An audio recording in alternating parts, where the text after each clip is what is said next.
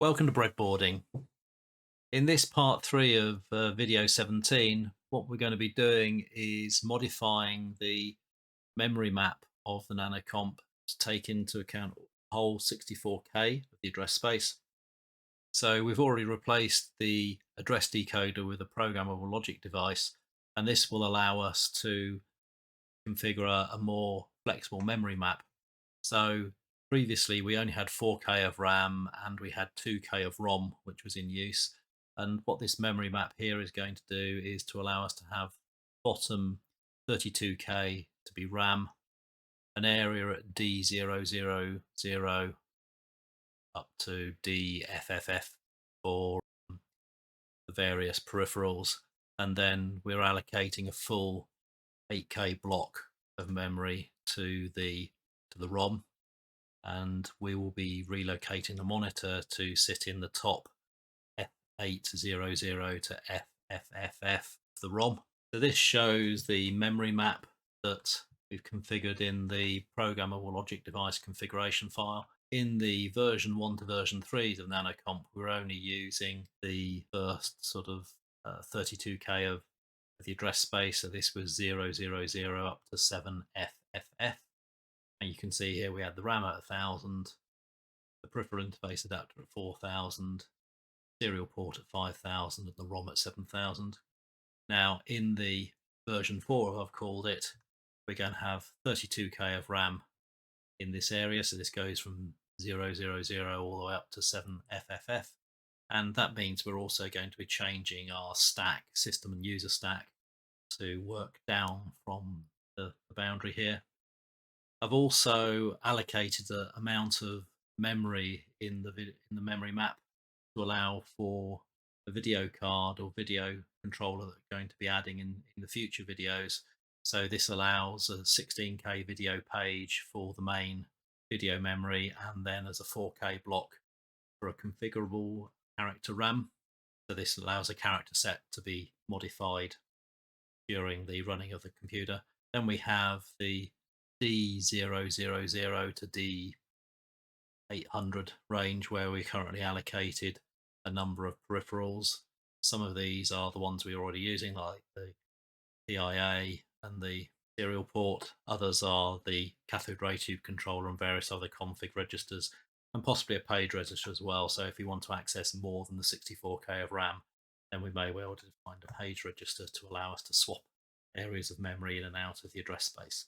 And finally, we've got our 8K of ROM, of which the examples go from F800 and the monitor goes from FC00 up to the top. So it's very similar to what we had before. The pins on here I don't think I've changed at all. So the Y1 for RAM, the Y4 for PIA, Y5 for serial, and Y7 for ROM are no different. The only difference now is that more of these pins are now used in the address decoding. And what we can now see is that some of our rules have become a little bit more complicated. So for the RAM, we're basically enabling the RAM when the address line 15 is 0, so that's the bottom 32K. So it doesn't matter what the other address lines are, just address line 15 needs to be 0 and the E signal. Then if we look at our ROM, then the ROM will only be enabled when we've got 15, 14 and 13 enabled. Y7 for our ROM, this is an 8K region, so we're only looking at the top 3 address lines. So that means this is an 8K block, and the only other difference that we've had from the original address decoder, we only are enabling the ROM when the read-write signal is saying read.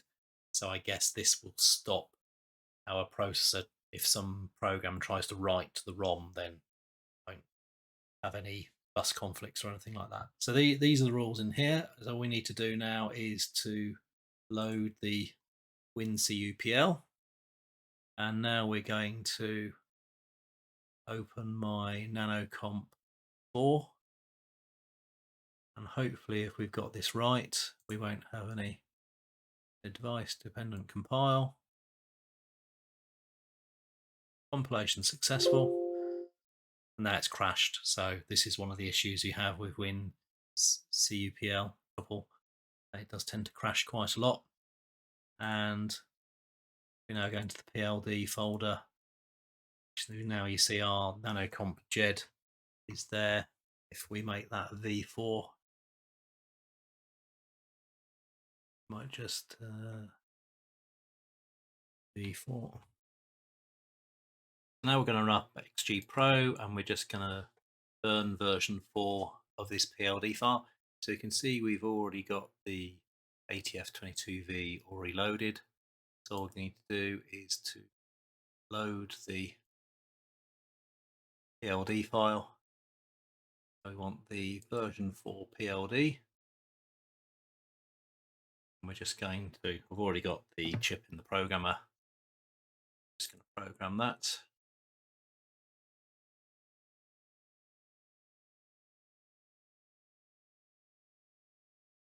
That's done. Now I've also done a test case for this version 4 one. So just like we did with version 3, I've now done a version 4. So if we edit this, we can see that what we've got here is similar, that we've now got a lot more of the address lines. You can see now that we've got values going into more of the pins that we've got here. So this last one here, see that we've got values going all the way from A15 down to, I think it's A8. See that we've still got our Y signals on the right hand side here. Low, low, low, low, low, low, low. So if we run this, then we should find this pass. That's passed, that's great. We've now programmed our PLD, and what we need to do now is to change the ROM so that it starts in the F8 and FC areas of memory. So we need to change a lot of the addresses and offset and burn this into the upper area of ROM. So now we need to update the Monitor ROM to work in the upper area of the F000 range of memory. So that means we've got to change a lot of the memory parameters and things to where it's located.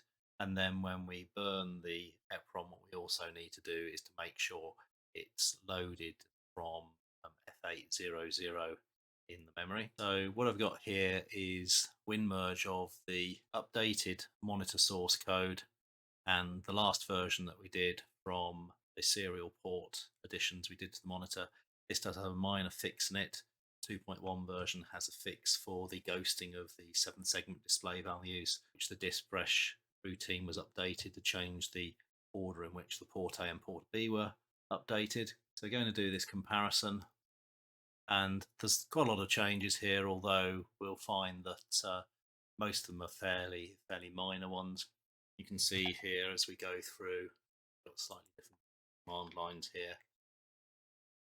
See here that one's based on version 3 and one's based on version 2.1, but version 3 has the 64K memory map.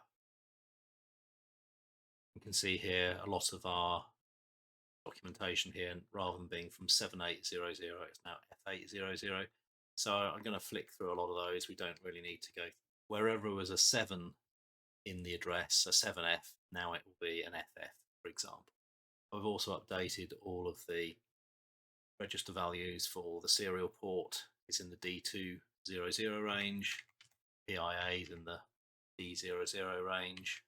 You can now see that our RAM, rather than being at the top of 13FF to 1000, is now from 000 all the way up to 7FFF. That's 32K. Our display buffer is now at the top of that 32K of memory, and all the other vectors and things have all moved up there as well. Our reset vector now is at FFFE, and the value will in fact not be 7D89 because what we have done is we've added about 5 bytes in doing this fix for the ghosting of the LED display. So in fact, I think it's something like FD8D, I think it is now. You can see that our port A, port B, control A, control B have moved. Most of the rest of this is the same. However, the top of the monitor stack and the user stack have now been moved from the top of the original RAM to the top of the 32K.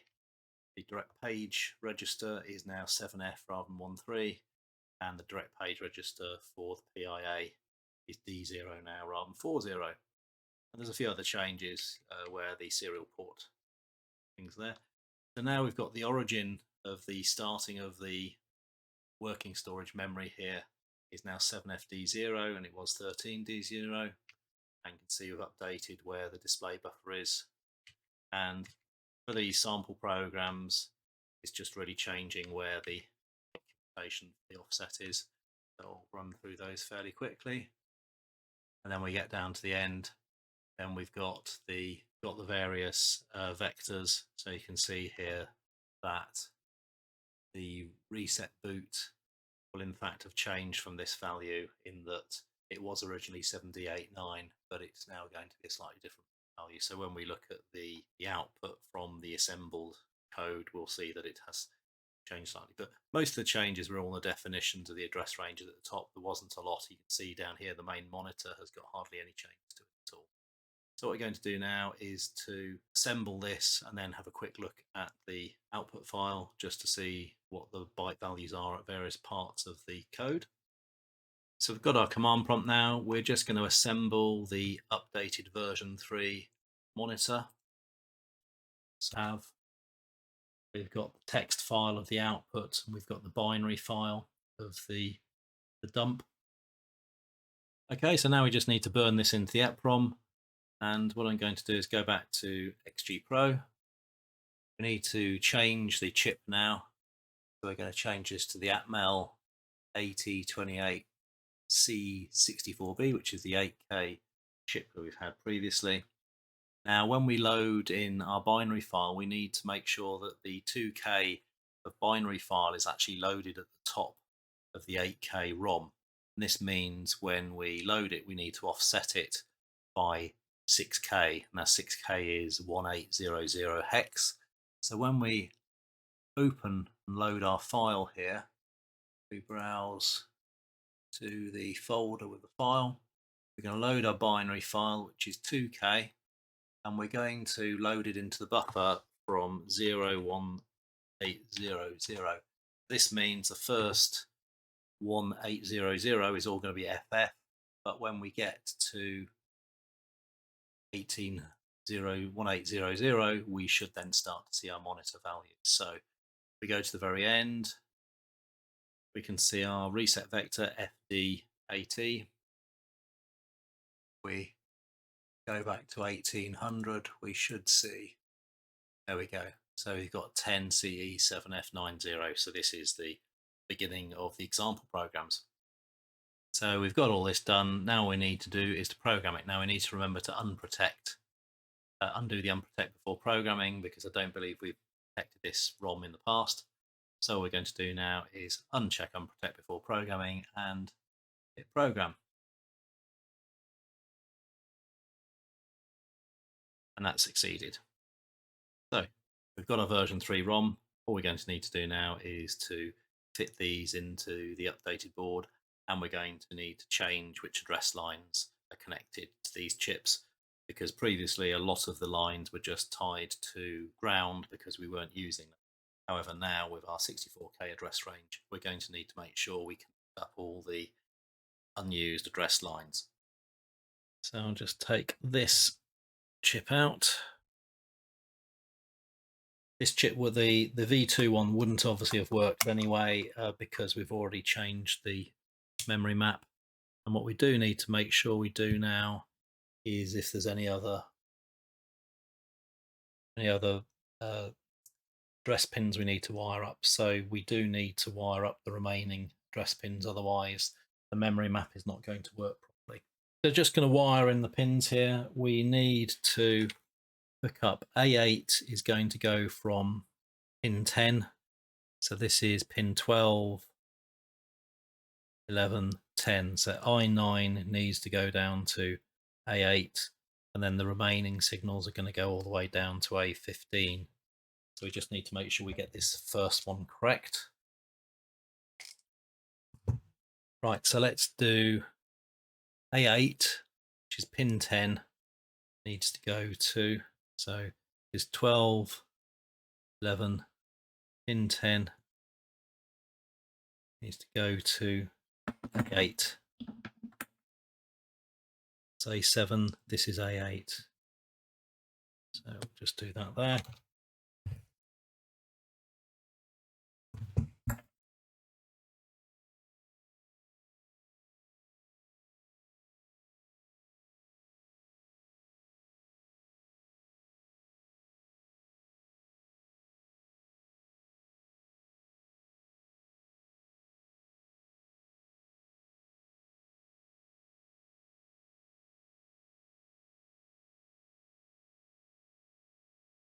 I'm just going to update the KiCad diagram. So I've copied the version 3 project into version 4 and the few changes we need to make. So I'm going to go in and change the address decoder, the PLD. So the easy way to do this is just to delete the current chip, and then I'm going to add the Atmel chip.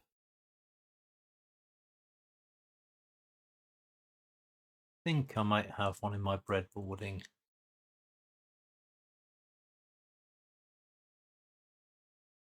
So we've got the ATF, and this one I've got all the pins in the correct sequence. So yeah, that's, and we just need to move that around. Now if we place this correctly, then we should be able to hook up most of the pins. There we go. So in fact, that's ground to ground. VCC we need to draw in. That's the red one there. So Y0 is not connected, Y1 is connected here, Y2, Y3, Y4, Y5. The only one that we really haven't got here is Y7. So we're just going to connect Y7 from here.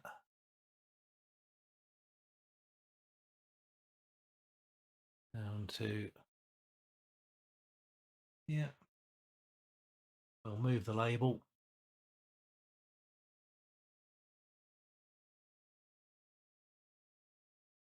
There we go. That's Y7, and we'll probably just say one. Don't need these either.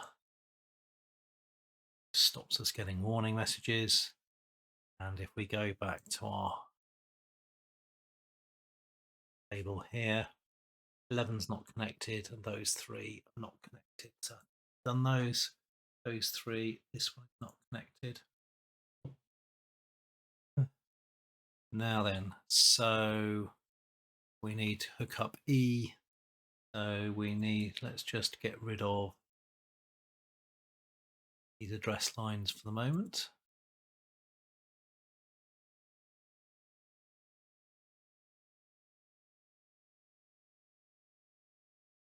We want the E signal to go to pin 1 and read write to go to pin 2.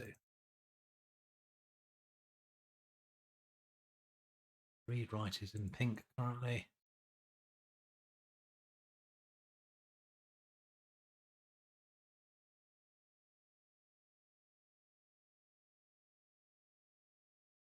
We use highlight, shows that read write is highlighted there, and then we just need to plug that into E. The E signal is there. There we can click highlight on E, showing the others. We can now just get rid of this extra E line here, which we don't need. Move our E signal. We want to include read write as well. Symbol, duplicate that. What we're left with now is the address lines that we need to sort out. So this side is all done.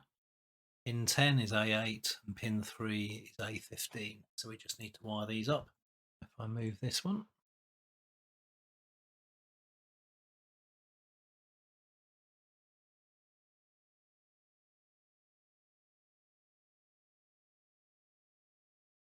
if we hook this up here,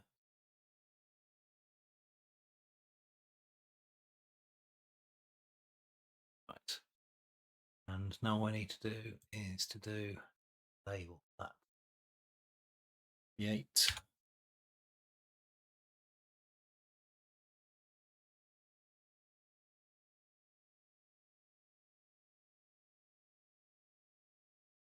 And delete these other stray ones. So that's the wiring, sorting out what our other one was doing. Now the issue we have here is that both the ROM and the RAM previously had some of the address lines disabled, and now we need to re-enable it. So this one here needs to have A12 connected to the bus and also A11 connected to the bus. So we're just going to delete these signals here, signal here. We're going to duplicate this line.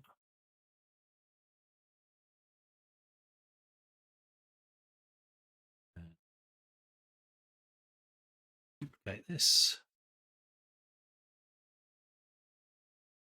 and name that A12.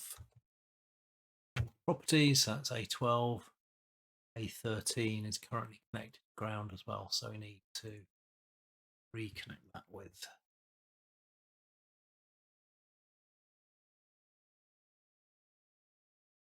so A10, 11, 8, 9, 13 needs to be connected as well.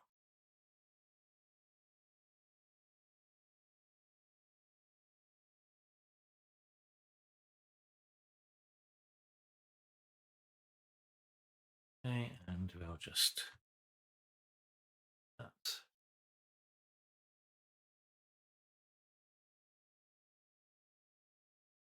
Right. So this chip really should only have let's get rid of this and move it a little further out of the way. We have bus signals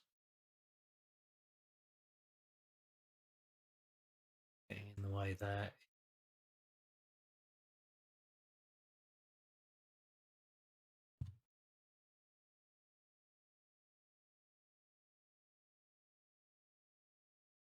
Oops, one. There we go. So that's still tied to ground. A15 is tied to ground, but all the others are now connected to the bus.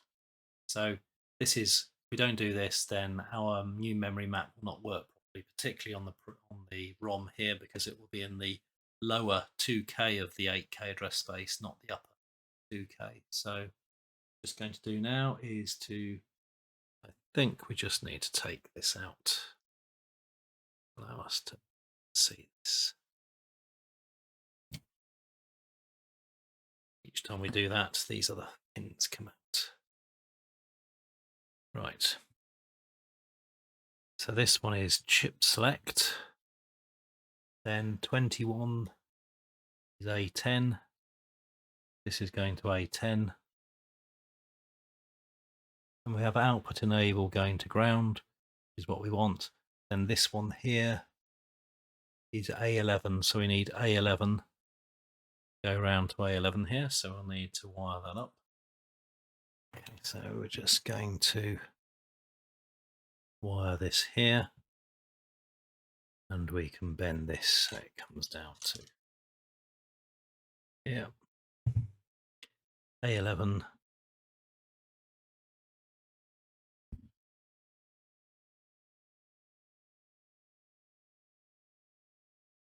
Okay, so A11 and A12 is on the other side, is pin 2. So at the moment, this is pin 2, pin 1 is not connected. So this now needs to go to A12.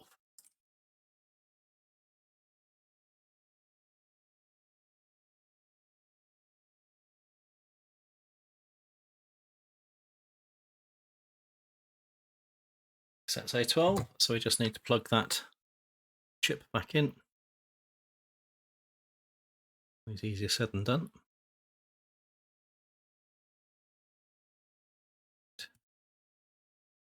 Okay, so the ROM's there now. Now the only thing is this one still needs to be done. So I'm looking at the diagram here. A16 is going to go to ground. So we have A16 and A15 are going to ground. 14, 13 now need to be connected to the bus. A16 is okay, but A12, A14 and A13 now need to be wired in. So just going to see if this works. No, we don't seem to be getting anything coming up on the monitor. So I had a little bit of investigate, and it's a fairly simple error I made when I was wiring in one of the address lines here. I think I must have looked at the label here, and rather than plugging it into A12, I plugged it into one of the lower numbers down here. I think it was probably A7, A8 or A9, something like that. But that was what the problem was. So if we just turn on the desktop power supply now, turn it on, you can see now we have our monitor prompt. And just to show that things are working, if we go to memory 000, I'm just going to put 0000 and then FF as a marker. We're then going to go to 1000 and put 0101 F as a marker. Then we're going to go all the way up in the memory blocks just to prove that we're able to store. So 0202 FF. And then we'll go to 3000 as well. I'm just testing that we can put in values in each block of memory up to 32K. So this is going to be going from 0000 all the way up to 7FFF. So if we go to the 4000 block, 0404 FF, go to the 5000 block, 0505 FF, 6000 06 06 FF, and then finally we got the 7000 range, 0707 F, and then we know that the very top part of the 7000 range is going to be used by the stack and the display, in fact, in the top 6 bytes, so we can't go all the way up there. But if we go to 7E00, then we should be able to put 7E FF. Okay, so what that one we've done here is we've actually put the first couple of bytes in each of it's the address range. So if we now go back and look at the memory in different areas, it should say 0000 FF. Do the same for 100101 FF. So we just go to 0404 FF. So all this is showing is we're able to store different values in a different memory location. So 7000 is 070 FF, and then if we go to 7E00, we expect 7E FF. So our 32K block of RAM is working, and you can see here I've got the logic analyzers plugged in here. So I've got the address bus with one logic analyzer, the data bus and control signals with the other, and I'll just show you how I deduced what the problem was. And this is something that I have had to resort to from time to time when a strange problem has occurred. So here's one of the output of the KingsViz logic analyzer. You can see here we've got D0 down to D7. We've got our E signal read write. And what we can do here is export the results here. So we can export the data in CSV format, and can also do the same with the address. So this other one here has got all the addresses, and I've got the same sort of thing here. So you can see it starts at FFFE, then FF, then we've got AT, 8F, FD80. So FD80 is the revised reset vector that our updated code has once it's had the ghosting of the display fixed. So this is the beginning of the reset. And what I tend to do is, because I don't have a 32 line logic analyzer, which would be the ideal way to do this, what I tend to do is to merge this into one Excel document. So I have the address data in the first two columns and then the data in the other. And what you just need to do is the timings here don't quite match up, because depending on how you trigger things, there is a slight difference in the timing of these. But what you can see here is that we're able to see that at reset vector has got ATFD, then we go to FDAT, and we can then see we've got load S with the monitoring stack. We are able to follow all this down, and basically what I did is went through looking at the listing of the, this is the reset vector, FDAT. So basically what I went through is looking through these bits, and it seemed to go all the way through the clear display, and then it was starting to go to the get key routine.